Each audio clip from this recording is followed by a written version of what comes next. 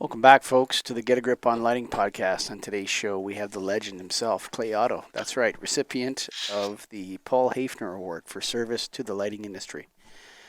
Born and bred in St. Louis, Missouri.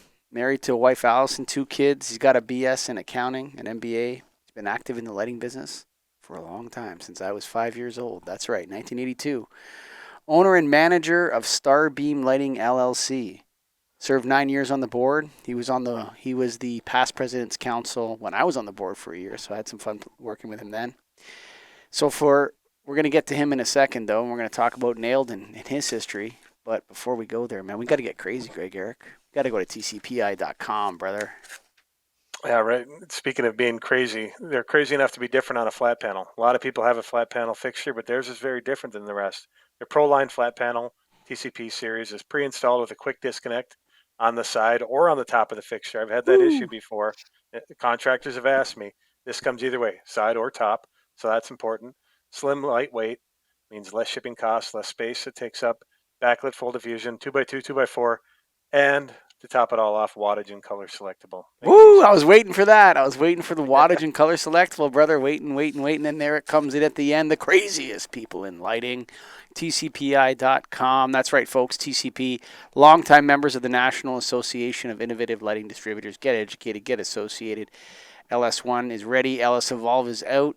So come on down to the National Association of Innovative Lighting Distributors, Greg, NAILD.org. But for right now, what's happening, Clay Otto? Oh, it's all good, Mike. Everything's easy going in the lighting world these days, right? Is that right? Tell us how. Well, when you're out to save the planet 1 watt at a time, it's a big job. That's sure how it works. So give us your background, Clay. I know a little bit, but a lot of our listeners don't. So you started in lighting in 1982. Why did you get into lighting? Well, I got into lighting right out of college. It was my first job. Once you get in the lighting business, you can never get out. It's kind of like the Hotel California. Ain't that the truth? And tried to get out a few times, but unsuccessfully, and thank God I didn't. Yeah. So just no relation to anybody that had the business. You just got into it as a job and worked your way in? Well, I did summer work for the guy who owned the company, so he wanted to hire me right out of college, and that worked for me and saved me the aggravation of looking for a job. Here I am. There you go. And your role with it to begin with, was it right in accounting, or did you do other things in lighting? Oh, I started out in purchasing, and then I moved in different segments of the business. And we're a small company, so he sort of had an informal management training program where I worked in all the departments and learned how everything works. You guys know how it is when you run a small business. You wear a lot of hats. Yeah. Oh, yeah. You know what's interesting about the Hotel California, Godfather, they keep dragging me back in kind of idea with lighting. It's interesting how that is. There's a lot of people that have these stories where, they come out of college, and most people don't even know how many diverse and wonderful careers there are in the lighting industry. We're not that good at telling people. Maybe we're doing that on purpose to keep people out because it's so good. But, is it because of the high profit margins? Is it because of the people in the industry? Is it because there really isn't a college track for lighting? There's no, lighting engineers. They're starting to emerge now at different places where there's educational programs. But in the past, there wasn't like an educational stream for lighting. What is it about lighting that makes it so industry trained, and you come up in the industry and you learn to love it? What is it specifically for you? And then what do you think, why the theme seems to be for everybody that way? For me, I would say it's probably the people to start with. To your point, there was no formal training. So you get into it and it's constantly evolving and constantly changing. So there's always a new challenge to conquer, which is nice. It would have been, thank God for the LS program, because that's really helped with the training. And we used to really struggle with that. We'd stick people shadowing them on counter sales first, because at the counter you get asked every question you can imagine, and so that's the quickest way to learn. And remember, you guys might be too young for this, but back in the old days, we used to have these big files of manufacturers' catalogues, and you just flip through them looking for the right product to solve the right solution. I used I to don't have know. so much fun going through like I hate to say fun, but that's what it was. I used to open up like there was a company in Canada called Standard Products. We've interviewed the CEO of Standard Products a couple times, Greg, on the show, David Nathaniel. He used to put out this phone book, man. And you would open that phone book up, and it would have everything sorted by the different categories, and then educational pieces about the different kinds of bases and pages of cross references and stuff like that. In the age of the internet, there's something lost with holding that book of knowledge, or that the big Philips, the Standard Products catalog was the one I always turned to. But there's something lost with that, where the guide of the way through it. The internet doesn't seem to work the same way. It seems to give you what you want and stop you there. And then there's no kind of segue off to all the bases and miniatures, for example, or something. I agree with that. I mean, some of my old guys will occasionally just pull out a catalog because they're much faster at finding it on the catalog than going out on the internet and going to the manufacturer's website. You can't have every manufacturer's website up on your desktop. I mean, no. You'd be sitting there flipping around forever. But there was something about opening it up, Greg, and you'd go to the section, and then you would see that a 50-watt MR16 came in 25 different degrees of spot and flood. Mm-hmm. You know what I'm saying? It's like, what the heck? Like, what do they need all these for? You know what I mean? And then they had all the information there, and then, you'd be like, wow, that's actually a pretty cool lamp. And then, like I said, with the miniatures, or you go to the aircraft lighting, or the airport lighting section, and there's all these different lamps for airports with weird bases on it. I mean, Spencer Miles is another one that got his education through all these manufacturer catalogs. I feel like the manufacturers, with the loss of the big three, they're not gone from lighting, but their role in the industry is reduced. They were major powerhouses in education that we kind of took for granted, Clay. Oh, I agree. And the reason we were initially joined NAILD was just to get access to the right people at the various manufacturers, whether it was the big three or then the ballast guys. And that was the conduit to actually get to meet people in power, rather than just your local sales guy who wandered in and knocked on the door. Now, most of the time, you don't even have a local sales rep. Yeah, that does, right. And they usually don't work for the company. That's the other thing. Right, you're right. They're manufacturer reps rather than So and I had how often are they changing now too? That's a problem. They change from even the majors. They used to be set, but now all of them are changing. So it's like, to me, a manufacturer rep, I want to deal with a company rep myself. Mm-hmm. Right. How you guys feel, but otherwise. But to your point, Michael, I think the big three really kept the lighting world organized. Mm-hmm. I mean, you were either a GE house or a Sylvania house or whatever, Philips house. Now everybody sells everything. There's virtually no loyalty. Your manufacturer rep may come in and offer 4 or 5 different LED lines, and you're scratching your head and you're thinking, what the heck? You want my good line? You want my better line? You want my best line? It's difficult. Well, so, listen, I had a guy call me up. Okay, he both are NAILD members. I'm not going to say who they are. Okay, both manufacturers are NAILD members. He represents both of them. They both sell the same products. Okay, so he's like, you're not doing enough with this company. It's like, well, it's going to the other company. You're going to rob Peter to pay Paul here. Like, right. I think a lot of manufacturers don't realize that their reps are kind of in a conflict of interest position sometimes with all these lines they're carrying and everything else. Yeah. But you know what you mentioned there about keeping the lighting industry organized. I was thinking about this. A long time ago, I bought this. You know that company Stihl, Stihl. They're a German company. They make chainsaws and yard equipment and all that sort of stuff. You go into this dealership in the town I live, where he sell his yard equipment is Stihl, right? And you go in there, and they are loyal to Stihl. They service what they sell. They have all the parts in stock. If the thing breaks, you can fix it. And there's Stihl hats and Stihl jackets and everything there. That's what they sell, and and it's actually really good quality stuff and everything else. The lighting industry has lost that. I mean, I remember going to the NAILD conference in 2006, and there was still some vestiges of like, I'm a Philips house, and we hang out with the Philips guys, and the GE guys are over here, and the Sylvania guys are over here. And even though there was like this locker room attitude about it, there's something useful in that I think is gone, where you're talking about loyalty or service when what you sell that involves warranty and relationships. I think it's largely gone, Clay, from the industry. with that regard. Do you feel the same way? I agree completely, and I think it's a big detriment to the industry because it leads to rapid price erosion. I mean, Yes. before Yeah. the big three sort of maintained a water level, if you will, on the pricing. We won't get into that stupid SPA stuff, which I hate. Right. But now, I mean, your LED manufacturer is really no more than a distributor for some company in China, to a large degree. Not TCP. TCP owns the factories over there. The sponsor of this show, true. They own the factories over there, and I've been to them, so I can attest that there's a lot of people working at those factories. So. It's one of the reasons we still support TCP. Yeah. So that's good. But I think it's had a big detriment to the price stability in the industry. Now, when you say price stability, do you mean like swings, or you mean like it's a race to the bottom and it's hard to differentiate between brands? Because there was a race time to the bottom and no differentiation. Like there was a time like when customers would say, I'd say, hey, why don't you buy this other brand? And they say, look, man, no one ever gets fired for buying GE. Or Right. you get comments like that from customers. That's completely gone, even on the distribution side now. You never hear Virtually comments gone. like that anymore. Virtually gone. Yeah. Yeah.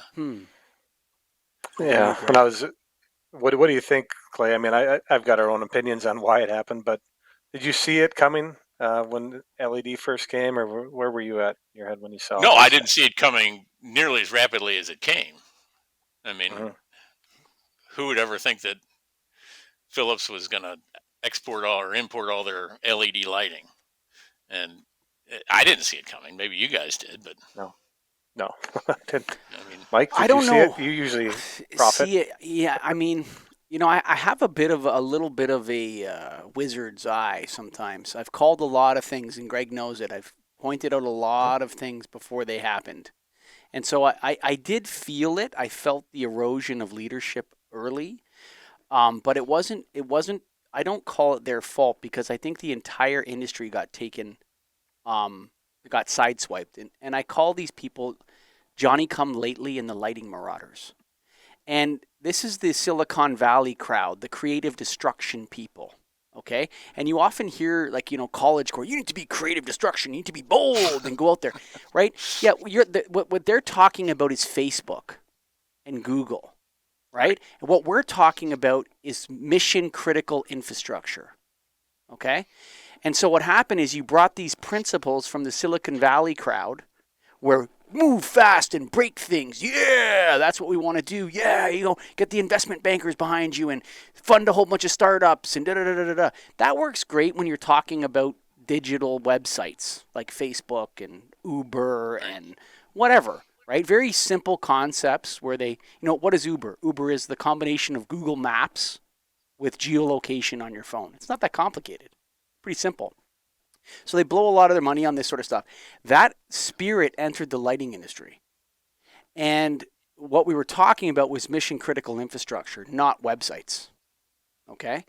And so what happened was the IES got sidelined. I mean, remember we were talking to Randy Reed. He used to flip the bird at LED fixtures.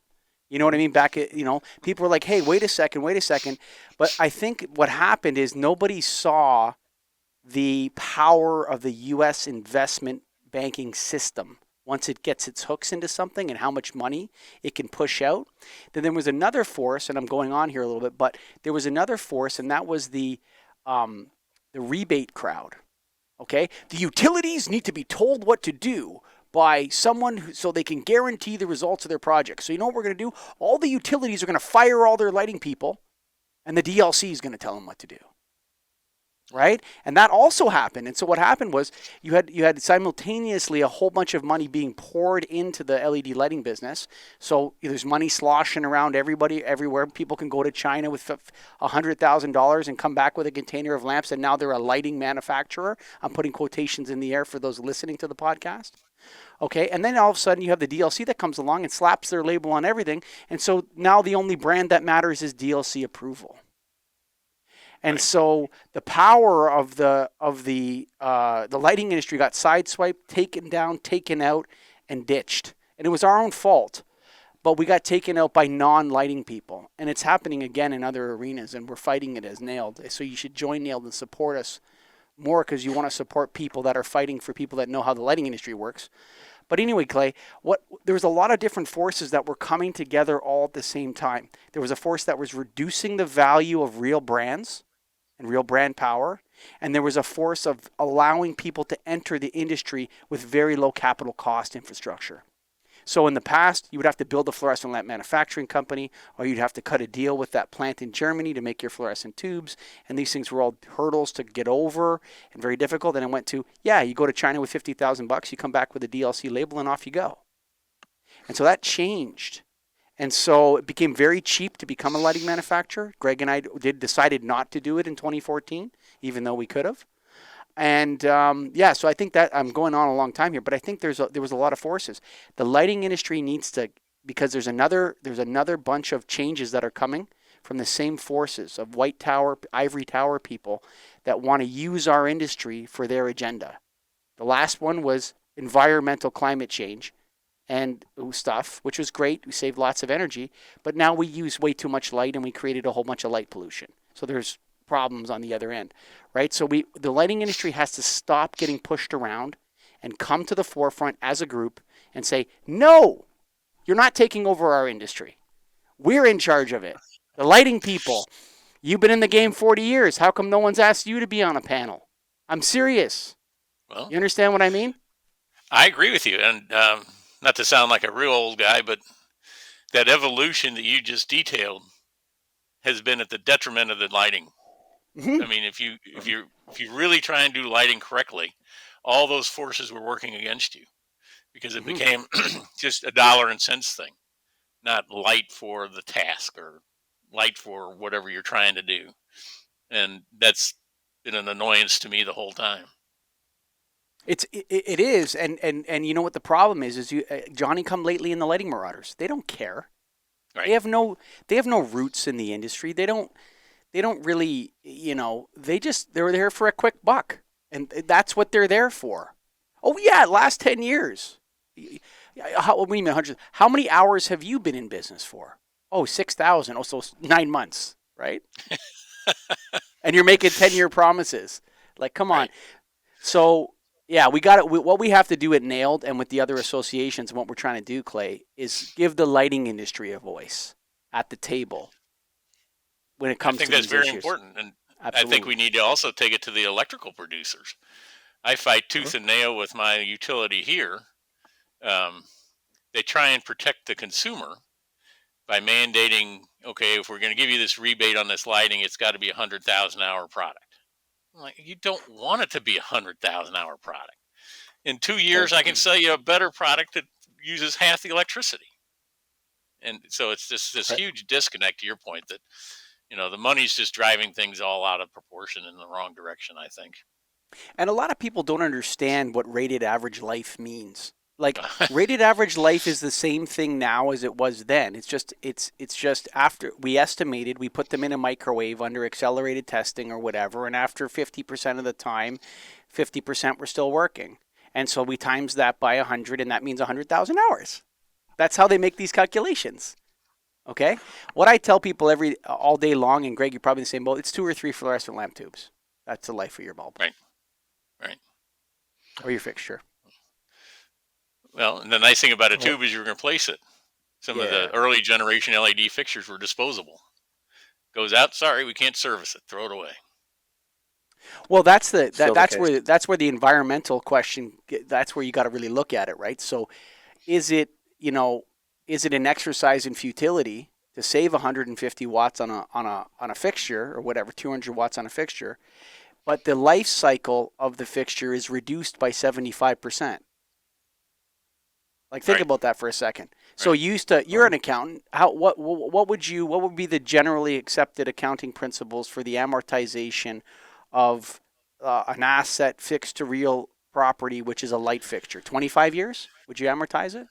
40 years? Well, if it's considered a leasehold improvement, at least 25 years, yeah. Exactly. But the fixture's not going to last that long. No. Not if you can't service it. That's the dilemma, right?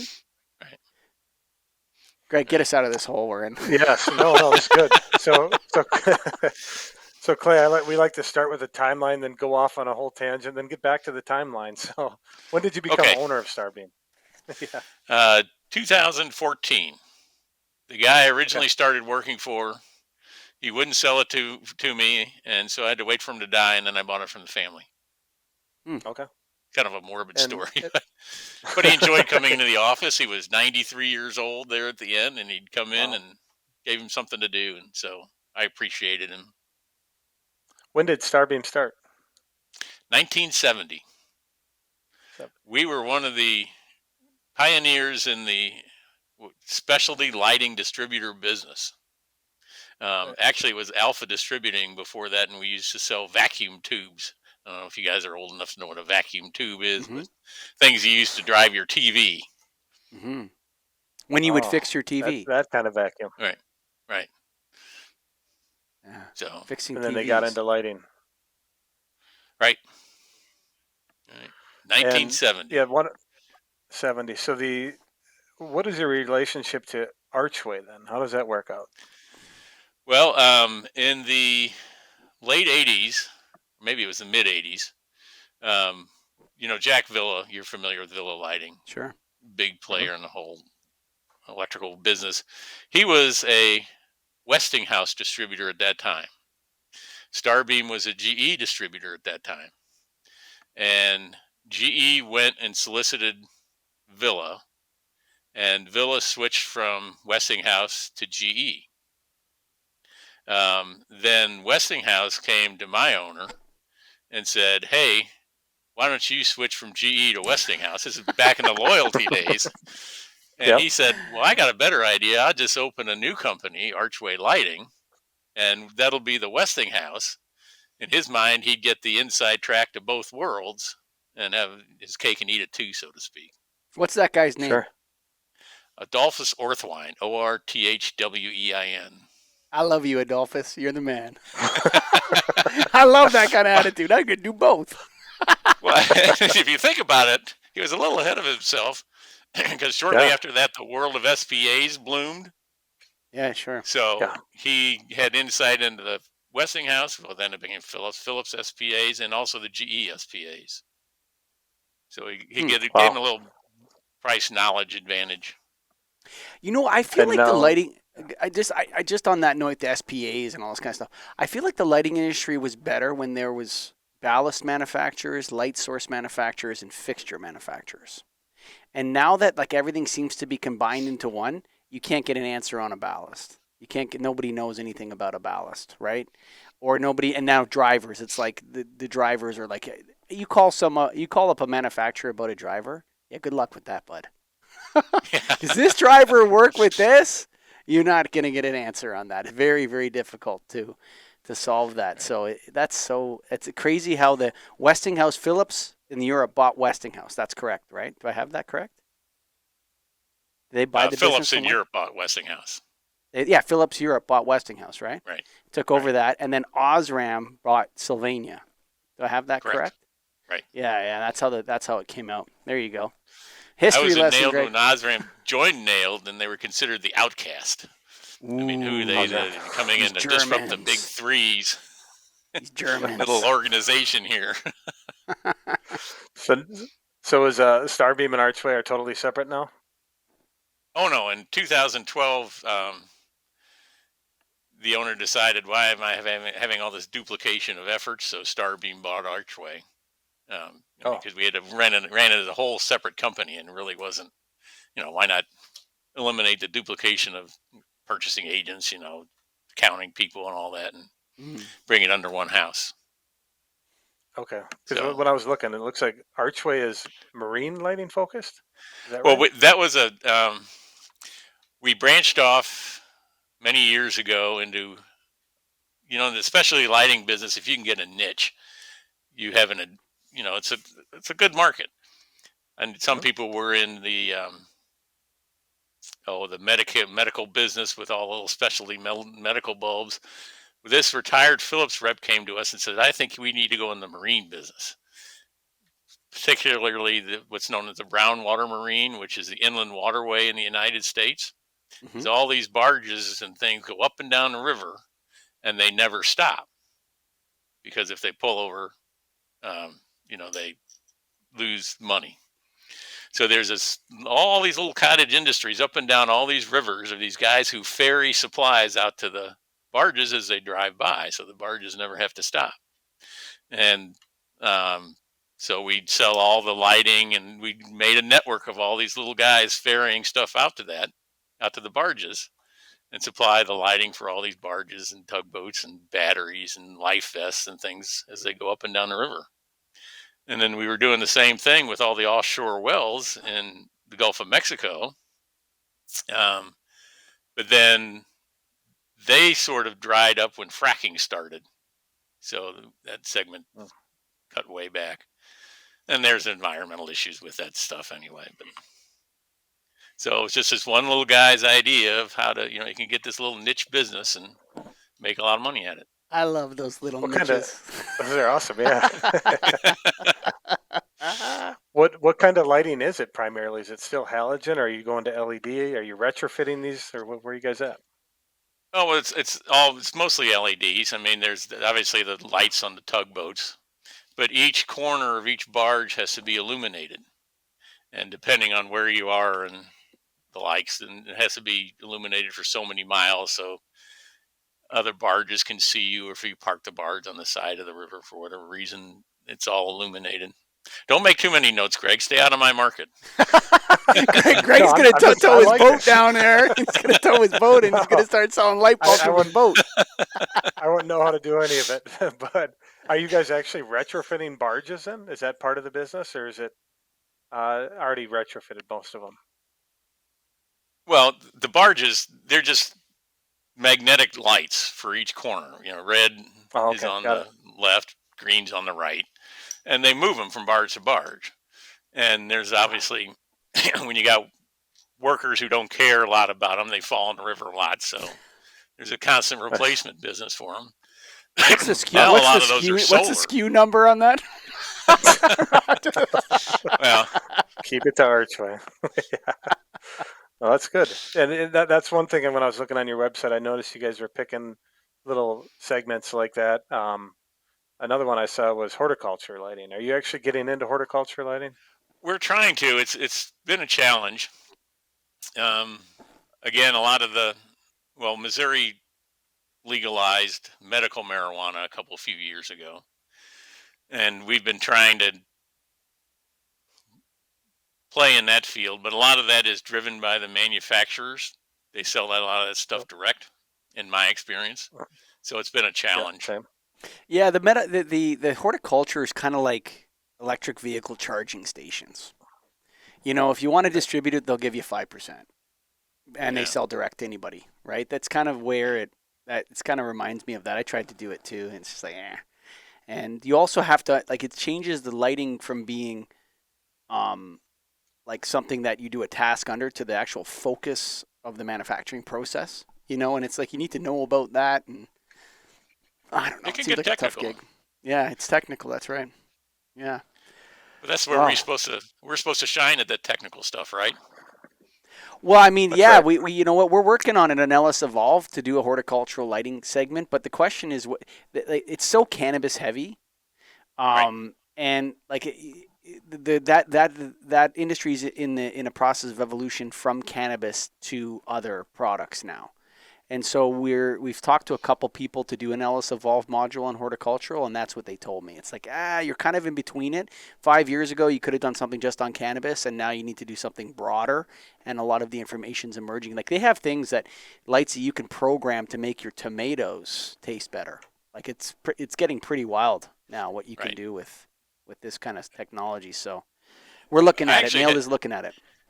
I think you guys should pursue that, because I had a guy come in, and he was going to do all this indoor farming. He bought an old warehouse in St. Louis, and he was going to grow, because I guess if you do it indoors, you can control the growth patterns better for the fruits and vegetables, particularly the vegetables. And he'd already lined up a lot of the higher end restaurants in St. Louis to buy his product because the tomatoes were better, the peppers were better, taste better.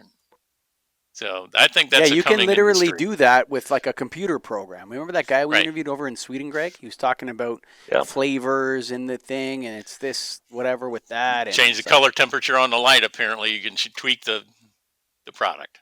yeah, gets you higher, gets you fuller, whatever you want Right. for your dope, your food. It's all lighting, brother. Well, and you can have multiple growing indoors. You can have grow seasons all year round. Sure. So Right. I'd Now, recommend you your look into that. involvement. Yeah, we should. And so you were on the nailed board for 9 years, something like that. 9 years, buddy. 9 years. It's a long haul. Were you involved in the development of the LS program? The Yes. initial one? Yes. Tell us about that process. Gosh, that was, well, you got to give Paul Hafner all the credit in the world for that. Because it was, it was a novel idea that several of the board members came up with, and he sort of took the bull and ran with it and developed the whole LS1 program. And he really did the whole concept. And a lot of it was driven by, LC certification. Mm-hmm. Yeah. We developed we thought at Nailed, we thought it'd be very good for the LC, for a lot of us to have the LC certification.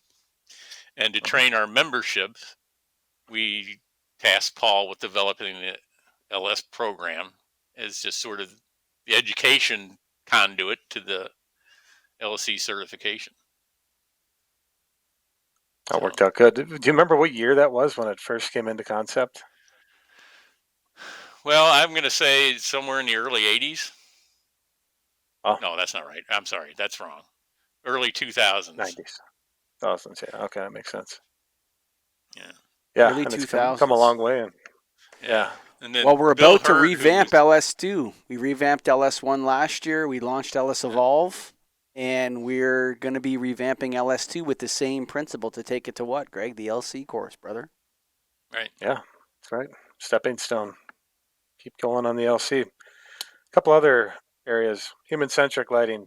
What do you think of that? Is it happening for real? I had a manufacturer today tell me that's the future, and I'm like, maybe. I think that's important, especially as you read more and more of these medical papers about color of light affecting mood swings and things like that, and your biorhythms, if you believe in that. And I agree. I mean, bright sunny day, I'm in a lot better mood than I am when it's cold and rainy. True. So does anybody want me to weigh in? That's Sure. right. I'm gonna bounce this off you. Okay. So the lighting industry for my entire career has been snake oil everywhere. Going back to curing seasonal affected disorder, paracube lenses. There was always a sunshine ball, but even the naming of the color temperatures was kind of deceptive. Daylight too. Daylight, yeah, daylight, cool white, whatever. So, I know that there are people that have done real research on this. Dr. Mark Ray, Dr. Mariana Figueroa, all these kinds of things. But I think it's going to be difficult for serious lighting people. I think you're going to have Johnny Come Lately. He's going to reemerge. He's going to come up back from the dead. Johnny Come Lately and the Lighting Marauders are going to come back from the dead. And they're going to have a new album put out. And it's going to be called Improve Your Mood with Lighting. And they're going to run around. And they're going to be selling people some crazy stuff. And so I think the industry, we got to get on top of this stuff and message it correctly and not allow, I don't even know if we can allow it, but just, train people. Guys, listen, gals out there, baby steps here, okay? Really, remember, we had another fellow come on the show. We said we need 5,000 lux vertical in all rooms. That's like 3 times of a paint booth. Clay? All right. Can you imagine walking into a room with vertical mounted fixtures, 5,000 lux on the vertical plane? Have you ever been in a paint booth? Have you ever been in a paint booth? Yeah. I have. It's pressure, man. The light is literally pressure on you, right? And this is what we thought. Well, outside, the sunlight, listen, it's not the same thing. The sunlight and whatever you're making in your LED fixture, those two things are not the same thing. And you cannot just say the lux is the same, thus the effect is the same. I don't think so. I think we got to go back to the Lighting Research Center, Mark Ray, Dr. Mark Ray, Maria Figueroa, and these people here, and just make sure that there is an agreement between the manufacturers, the academics, first. And they say, yeah, 5,000 lux. We tested it in a double-blind survey, and you know what? The people on the 5,000 lux vertical side, they didn't get sunburned or die or have their eyes burned out, and guess what too? Their diabetes went away, and they lost 50 pounds. And we need like real research. We cannot be saying that the sun outside is 5,000 lux in the shade, and so inside we need 5,000 lux. That is a correlation. It's not. There's absolutely no way that that's going to improve people's moods. And you know what? What I find, you give someone the ability to dim their lights, they dim them. That's what every lighting distributor will tell you. So I want us as an industry, Greg, after talking to Clay, we need to set up like 4 more committees in Nailed now, just because of Clay. Thanks, Clay. Thank you. You're welcome. And no, I don't have any time to chair one of those. See, it's just past president's council is telling us what's up, Greg. That's right. Clay, you have any final thoughts for the Nailed listeners out there and the industry in general that listen to the show? Well, I'd highly recommend anybody who isn't in Nailed that they join. It's a tremendous organization. And if you want to be successful in the lighting business and do the right job in the lighting business, you need to be a part of Nailed. Mm. That message hasn't changed for however many years I've been a member. Well, folks, if you made it to the end, we got to remind you to get crazy up and down the river with Clay Otto. We're going back to TCP. That's right, Technical Consumer Products, TCPI.com. The craziest people in lighting, Greg Eric. That's right. They're ProLine flat panel fixture. We talked about it being different. We talked about today a lot of things are the same, but they actually make theirs a little different. Backlit, color selectable, 2x2, 2x4, slim profile, but then that quick disconnect built onto it from the side or the top makes the install easy. You got to go to tcpi.com, check them out. And, of course, the National Association of Innovative Lighting Distributors, TCP, has been a long-time member. They've been around since I've been in Nailed, which is a long time now. But, we thank them for that. But also, if you're out there, you heard what Clay said. He's been in the game 40 years almost, 39 years, maybe coming up on 40, something like that. Started as an employee, did all the jobs in the thing, ended up buying the company. Come on, you got to get into Nailed. Go to NAILD.org,